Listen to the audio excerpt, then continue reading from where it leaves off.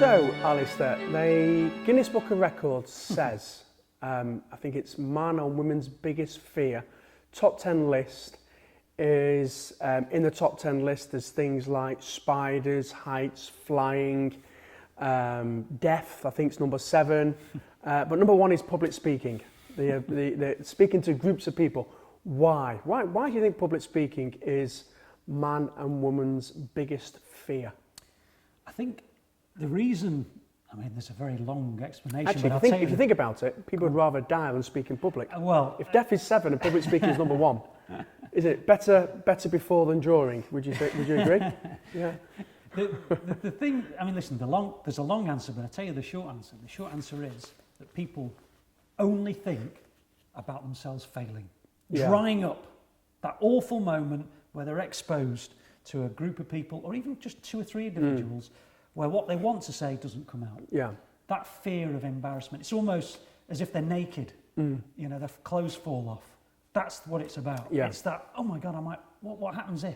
And they've created in their mind a whole range of negative images of how it's going to go badly, how the audience aren't going to enjoy it, how I'm going to run out of things to say, how I'm going to freeze, how I'm going to stumble over my words. All the negative. The little nasty little voice in their head's going. Yeah. And the long answer, I'm not going to go into. The short answer is, it's fear of failure. Yeah.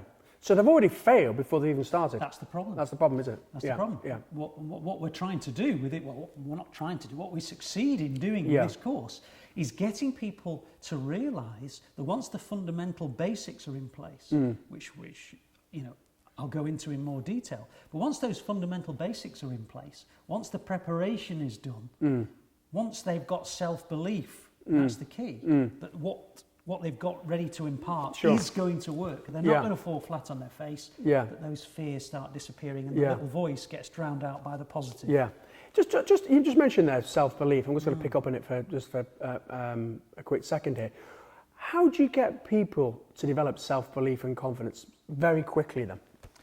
It isn't easy, but the best thing that we can do is to make them realise that they're actually better than they think they are. Yeah.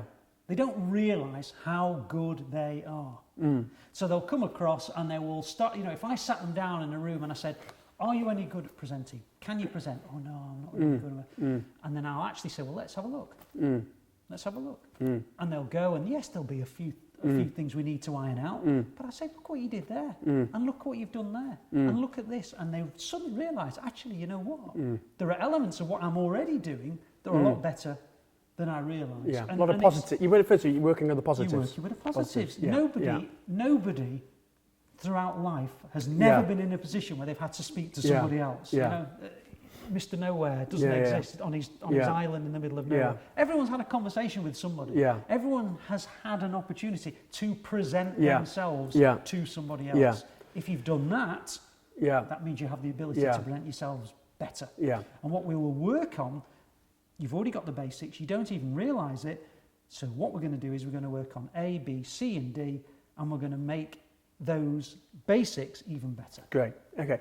I mean, I've delivered, I don't know, 25,000 hours of presentation. You've done, you know, equally probably nearly as much as me, probably not more. It never goes away, does it? The butterflies, but we just need to swarm in the right direction. This is the thing I always say on my courses, and I'm happy to share it now. There's not an actor, there's not a professional sports person who doesn't sit in that dressing room having that same fear of failure. And in many ways, and you know, you speak to some of the best actors, the best presenters around, if you lose that, then you start to become arrogant. You start to become overconfident. You start to forget the basics. So if you don't have that fear of failure, those butterflies in the stomach, I don't think you can perform as well. So whether you've been doing it 100 years or whether you've been doing it 100 seconds, that fear, that little nagging, what if this doesn't go well? You need it. You have to have it. So don't think that that's a bad thing. It's not a bad thing. It's like the adrenaline pumping. You need that to be able to perform. Okay, so we get the people coming in at 9 o'clock. What can they expect in a full day? What can they expect to make happen? What benefits can they achieve from this full day? And so sell it to the delegates. what they will need to know, is that it's an area where they can feel comfortable. Good. You're That's amongst friends. That's important. You're amongst friends. Yeah. We're not judging you. Yeah. We're not sitting here waiting for you to trip up. Yeah. We're not going to point out your errors and go, ha, ha, ha. Mm-hmm. We're going to say to you, that was good, but we need to work on this. Yeah. That wasn't as strong, so let's have a think about how we could do that Yeah. better. And then I will say to them, this is what I do. Yeah. This is That's how good. I would Brilliant. do it. Brilliant. This is what, get them to think. Yeah. I'm not saying I'm perfect in Yeah. any way, shape or form. I've still got plenty Yeah. to learn, and I learn it all the time, because I don't think that you ever become the perfect finished article. But what you always have is an opportunity to learn from others. Sure. And what you will find is, on this course, is that you will not only see what I'm telling you, Yeah. will that work, will it not work? You'll see the others on the course, Yeah. and you'll see them pick up on the things that I've said, Yeah. and you'll see it work for them. Yeah. Plus, there might be things that the other people on the course who also don't think they're very good at public speaking, and you'll see their strengths, and you'll say, oh, I can identify with Yeah. that. I like the way they've done that. I'm going to take it to my next And you're going to take it presentation. into mine. Yeah. And what you're basically doing is you are identifying what works. Yeah. You're also identifying what doesn't work, Yeah. but you're not going to be in an Yeah. environment where people are going to go, oh, that's awful. You're actually, Yeah. it's all constructive criticism. It is designed to make you think about how you can present yourself in the best possible light Right. by working on things that you're not as good at, but also enhancing the things you are already good Brilliant. at. And that's Brilliant. what we'll be doing. So who's the program for? Who would you suggest? I mean, we've run loads of these programs. Who's the program for them? I think the first thing to dispel is it's not somebody who's going to stand there in front of an auditorium No. of 20,000 people and just suddenly deliver. Sure. I mean, yeah, there might be if Yeah. they're very lucky. Yeah. But actually, a presentation can be to one person. It can Yeah. be to 2 or 3 people. It can be to 20 people. Yeah. It doesn't matter the size of the person Yeah. that group that you're presenting to. That doesn't matter. for anyone. What we want is for somebody who knows they're going to be delivering something to somebody. It can Yeah. be an idea. It can be a new way of working. Yeah. It can be anything from just a new way of the practice working, or the individual working practices changing, or altering it, right the way through to that person who's got a presentation to do to another group Yeah. of people. Yeah. So it doesn't matter the size of the audience that they're going to No. be talking to. It's the principles are going to be Yeah. in place. And I'll tell you something, I'm amazed how many people who just start talking to 1, 2, 3 people are then talking to 300 within Yeah. a very short space of time. Yeah. Because it's like when you first sat in a car, oh, what does the gear stick do? What about the mirror signal manoeuvre? The whole thing seems so daunting. But once you actually start being told by the driving instructor about how to do this, Yeah. it starts to become second nature. Yeah. And suddenly, what was a big fear, now you can't ever imagine it being a fear again. Sure. And what we're going to be doing during the day is we're going to be saying to people, look, what a good presenter does is create opportunities that they never thought they would have. I can't tell you the number of people who have sat in a situation, maybe with their work colleagues, and they've started to talk about an idea that's popped into their head.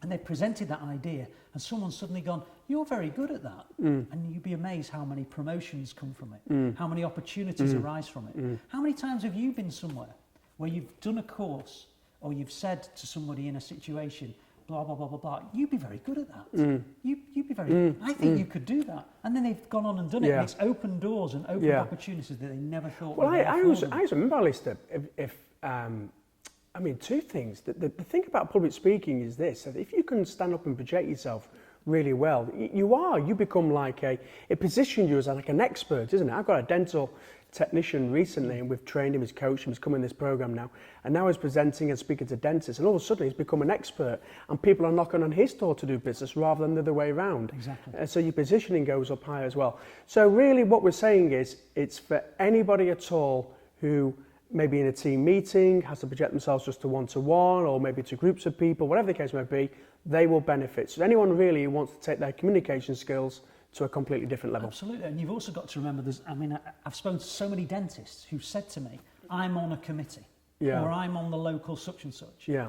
And because of my expertise and my knowledge, people are saying to me, you know what, you should be the leader of our Sure. group. You should take the chair. You should be the person who directs us. Yeah. they've got the credentials, they've got the CV, they've got the knowledge. Everybody has the respect for them, but they don't think they can take themselves to that next level. Oh no, I don't want to be the one who has to stand up and chair meetings. It's the communication. Because they're fearful. They're fearful. Great. What we do is we say to them, you've got the skill set, you've got the respect. This is how to deliver yourself. Don't be fearful of it. Embrace it. Great. Thanks very much, Alistair. Great.